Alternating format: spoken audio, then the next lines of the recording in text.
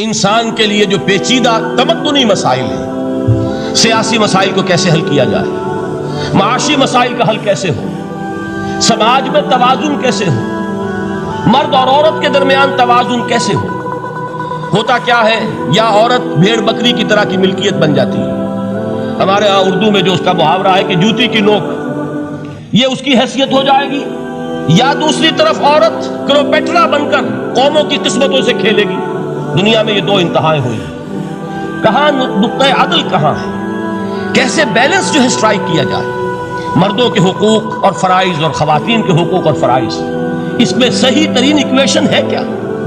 اسی طریقے سے فرد اور اجتماع، فرد اور ریاست، یا تو یہ کہ انسان کی انفرادی آزادی اتنی جا رہی ہے، مادر پدر آزاد، جس کا مظہر یہ ہے کہ آج انگلستان میں دو مرد بھی میاں اور بیوی کی حیثیت سے رہ سکتے ہیں، قانون تسلیم کرے گا ہسبینڈ اینڈ وائف، ان کو وہی حقوق حاصل ہو، یہ ہے وہ آزادی۔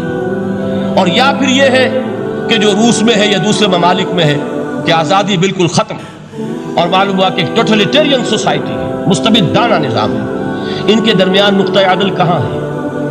اسی طرح سرمایہ اور محنت، اگر ذرا سا سرمایہ کو چھوٹ ملتی ہے، وہ مزدور کا خون چوستا ہے اور اس کا حق اس کو نہیں دیتا۔ اقبال نے بہت خوبصورت انداز میں کہا ہے کہ خواجہ از خون رگے مزدور سازد لال ناب، از جفائے دہ خدایاں کشت دہ کانا خراب۔ انقلاب انقلاب ہے انقلاب۔ ایک طرف سرمایہ دار ہے جو مزدور کی رگوں میں سے خون نچوڑ کر سرخ شراب کا پیمانہ لے کر بیٹھا ہوا ہے، وہ در حقیقت مزدور کا خون ہے جو پی رہا ہے۔ ایک طرف وہ زمیندار اور جاگیردار ہے جو کاشتکار کا خون جو ہے چوس رہا ہے۔ تو یہ یا تو یہ انتہا ہے، اور یا یہ ہے کہ اگر ذرا آپ مزدور کو یا اس کارکن کو تھوڑا تحفظ دیجئے تو وہ کام نہیں کرتا۔ ہمارے ہاں پچھلے دور میں یہی ہوا تھا۔ میں یہ برملا کہتا ہوں، آج بھی آپ کے سامنے کہہ رہا ہوں کہ بھٹو نے واقعہ یہ بہت بڑا کارنامہ سر انجام دیا تھا۔ اس نے مزدور کو ایک سیلف ریسپیکٹ دی تھی، کاشتکار کو اپنی عزت کا احساس دیا تھا کہ میں بھی انسان ہوں، میرے بھی حقوق ہیں، لیکن نتیجہ اس کا نیگیٹو نکلا۔ مزدور نے کام کرنا چھوڑ دیا، معیشت کی گاڑی ختم ہو گئی۔ وہ چیز کہ جو متوازن ہو، جس میں مزدور کو اس کا حق مل رہا ہو اور پسینہ خشک ہونے سے پہلے اس کی جائز مزدوری اس کو مل گئی ہو، جس میں کہ انسان کسی سرمایہ دار کی رعیت بن کر نہ رہ جائے۔ دوسری طرف یہ کہ سرمایہ کے لیے بھی جو اس کا صحیح ہے کہ اس کو انسینٹیو ملے، وہ میدان میں آئے، اس کے اندر رسک لینے کے جو ہے وہ صلاحیت پیدا ہو۔ ان دونوں چیزوں کو کیسے متوازن کیا جائے؟ واقعہ یہ ہے کہ یہ ہے وہ پیچیدہ مسائل جن کا حل قرآن میں ہے۔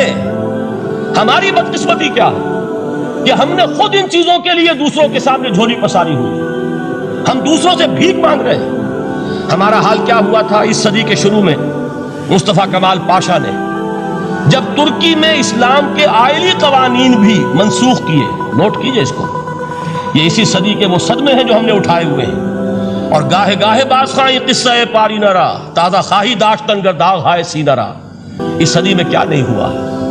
عربوں کی ریوولٹ ترکوں کے خلاف، ان کے پیٹھ میں جو خنجر گھونپا، اور ایک انگریز، ایک کرنل لارنس کی وہ ساری شرارت، اس کے نتیجے میں ایک عظیم مملکت عثمانیہ، سلطنت عثمانیہ، دی گریٹ آٹومان امپائر، اس کے چیتڑے اڑ گئے۔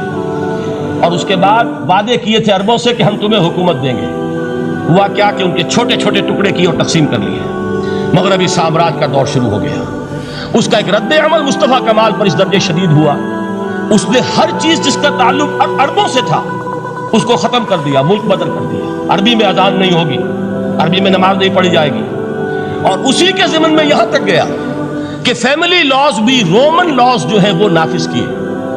تو یورپ کے اخبارات نے اس وقت یہ طنز کیا تھا مسلمانوں پر، یہ مسلمان عجیب قوم ہے، کہتے یہ ہے کہ ہمارے پاس دنیا کا بہترین ضابطہ ہے، بہترین قانون ہے، ہمارے قانون سے بہتر کسی کا قانون نہیں۔ اور حال یہ ہے کہ فیملی لاز کے لیے بھی یہ ہم سے بھیک مانگ رہے ہیں، ہم سے وہ قوانین لے کر اپنے ہاں نافذ کر رہے ہیں۔ آج بدقسمتی سے اکثر و بیشتر مسلمان ممالک کا حال یہی ہے، آج ہم ان سے بھیک مانگ رہے ہیں۔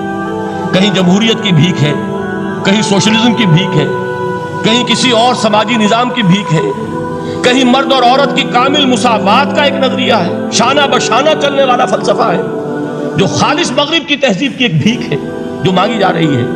کاش کہ آج قرآن کے اس اصل اعجاز کی طرف، جو اس کا اصل معجزہ اس دور کے لیے، میں نے عرض کیا کہ اعجاز قرآنی کا وہ معجزہ کہ وہ فصاحت اور بلاغت کی معراج ہے، وہ یا تو اپریشیٹ کر سکتے ہیں اہل عرب، اور اہل عرب میں سے بھی حقیقت میں وہ جو قدیم جاہلی شاعری کے جاننے والے ہیں جو بہت کم رہ گئے، اب وہ جان سکتے ہیں کہ جب قرآن نازل ہوا تو کیوں زبانیں گنگ ہو گئی تھی، کیوں کوئی ایک شخص جھوٹ موٹ کو بھی مدعی بن کر نہیں آ سکا کہ یہ میں نے قرآن کی جیسی ایک کتاب یا قرآن جیسی ایک سورت یا قرآن کی طرح کے چند جملے میں نے موضوع کر دیے ہیں۔ لیکن دوسرا پہلو ہے فکر اور فلسفہ، اس کے اعتبار سے جس کا سب سے بڑا ثبوت اس دور میں علامہ اقبال ہے، اور تیسرا پہلو ہے Islamic social sciences, political science, economics, sociology.